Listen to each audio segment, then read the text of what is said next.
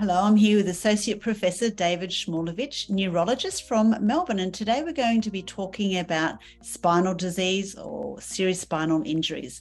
So just to start, Dr. Szmulewicz, could you talk to us? What are we referring to? What kinds of injuries come into spinal injuries? So injuries of the spine itself are usually a consequence of serious trauma where the bones around the spine, called the vertebrae, have moved and or been broken and then injure the spine, which is quite sensitive and lays within the bony ring of the vertebrae. So the spine may be, if you like, squashed. Areas of the spine may be denied their blood supply and, if you like, die off. And you can get a range of very serious complications of that. So how would you go about making a diagnosis? Yeah, so largely the diagnosis is based on an MRI scan of the spine, which gives us very detailed information on which area or areas of the spine are injured.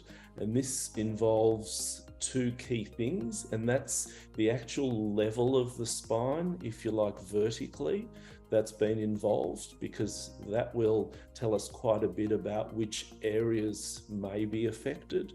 And then also how deep or which part of the spine in cross-section is involved. And this is because a lot of information travels up and down the nerves that make up the spine. And the nerves are arranged so that there are certain modalities that are closer to the outside of the spine and certain that are closer to the inside, certain modalities that run in nerves in the front of the spine versus the back. And that will all have implications for the characteristics of the injury that the person suffered. Okay, so multifactorial in terms of trying to make the correct diagnosis. How do you then evaluate the impact of the injury on the individual? Yeah, so it's really about looking at key function, and those functions include movement, so the information that travels up and down the spine that then goes out to the muscles to activate them. It's also about sensation, so the feeling that comes back from the peripheries to the spine and whether or not that's been involved, as well as key bodily functions, for example, bladder and bowel control, which can be seriously affected by a spinal injury. And largely we assess that by the neurological examination. So we in detail test the strength of multiple muscles, particularly in the arms and legs. We check for any alteration in the sensation. If a patient is still walking, we look at the characteristics of their gait or walking pattern, which tells us a lot about the way in which the legs have been affected. And then, of course, we'll ask about functions like bowel and bladder, and there may be tests that need to be done to further assess that.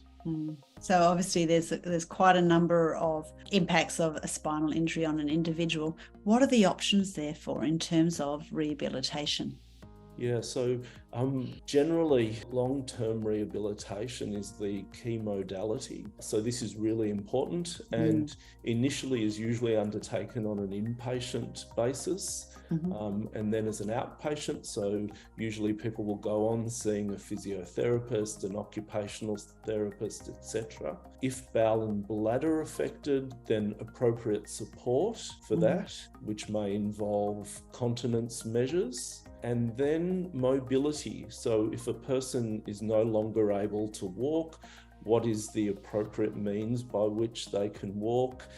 Would they be able, for instance, to use a manually prepared wheelchair? Will it require an electric wheelchair?